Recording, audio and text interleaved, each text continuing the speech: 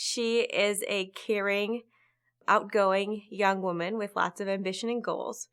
She had a reputation of being very dangerous, and she spent a majority of her life in treatment where people spent time trying to figure out how to fix her and not support her. She did spend a lot of her days in a restraint chair and an isolation room. When I met her, we started the person-centered planning process. And I sat down with her and I talked to her about what the process was. And we started with figuring out who would be a part of her team. And as we were going through and doing a relationship map, she identified family and she identified some friends from church and just friends that she knew in her community. And she sent out the invitations. And at that time, initially, she decided she didn't want to have any staff at her person-centered planning meeting. So we went to the meeting, and her aunt was there. Her uncle was there. Her dad was there. Her two friends from church were there. Her friend from just hanging out in the community was there.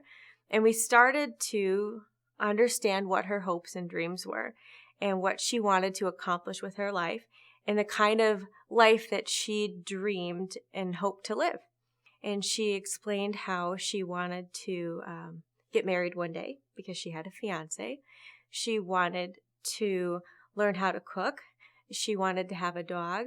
She wanted to take a vacation because she had never been on a vacation and she was in her late 20s.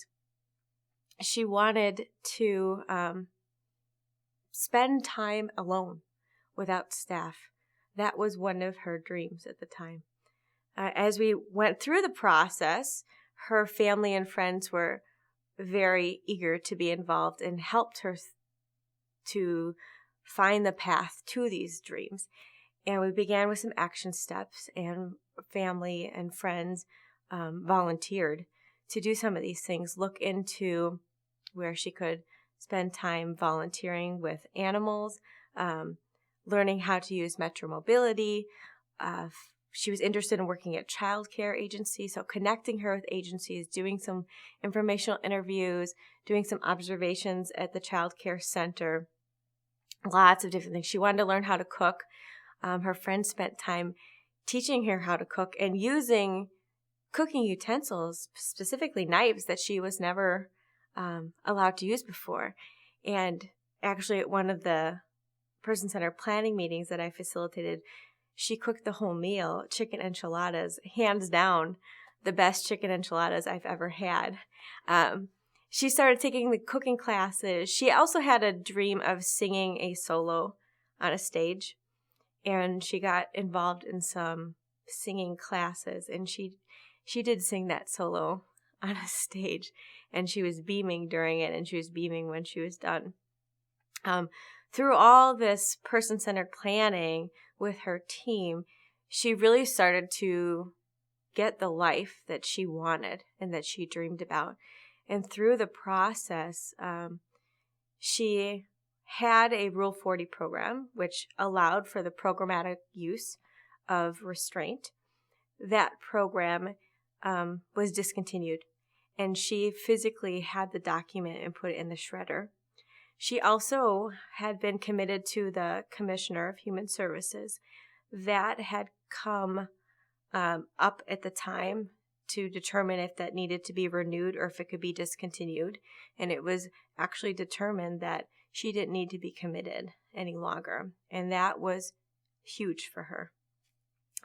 Another big piece of that during this process is she had the restraint chair in her house, and we were able to move that completely out. It was never used again. She went on a vacation. She went to San Diego and she swam with the dolphins, and she had an amazing time. Came back and told stories and showed pictures.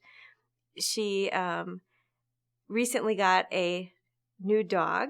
She said that she sent the dog to doggy boot camp so it would be trained, so when it came back to her house it'd be good to go. She's spending time alone in the community, so she'll go out shopping without her staff. She's spending her time volunteering without her staff. These were huge for her. She wanted to do this alone. And at volunteering, she volunteers at the nursing home. She takes the individuals to the beauty shop, or she plays cards with them. She also started taking Metro Mobility by herself, so she's getting around without her staff. She does have a cell phone, so if she needs anything, she's able to call people, and she's happy, and she's living the life that she always wanted. With using the person-centered thinking approach, we can really get at a context and get at somebody's quality of life, and it's not necessary to use individualized behavior supports. We may not need to use interventions to deal with challenging behavior.